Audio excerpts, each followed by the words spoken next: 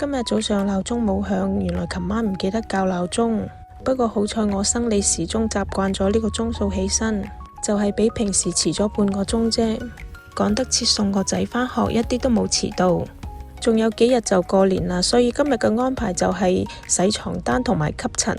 咁首先梗係醫飽個肚先啦，食個豐富元氣滿滿嘅早餐。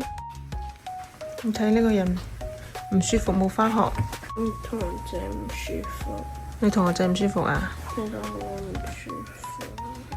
詐病係嘛？記得休息下啦。食飽早餐準備開工，將我啲枯草夾起身先。好耐都冇去打理我啲頭髮，成個雞竇咁。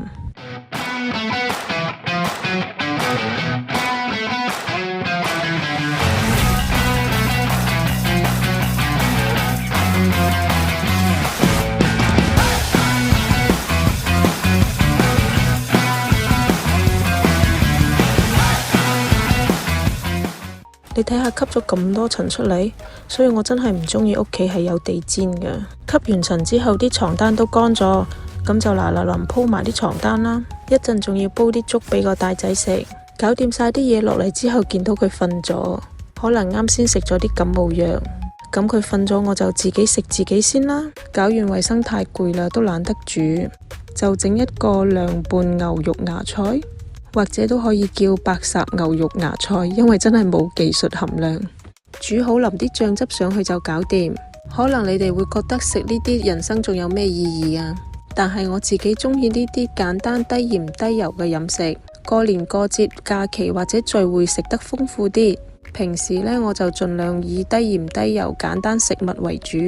用電飯煲煲咗少少白粥俾個仔，佢話佢冇咩胃口，就係想食少少白粥。瞓醒有冇好啲啊？食少少粥舒服啲。夠唔夠鹹啊？你咪病嘅咩？見到你都唔似病嘅吓，想偷懶返學係嘛？扮晒嘢係嘛？懶你就懶啦，扮病。食晒差唔多。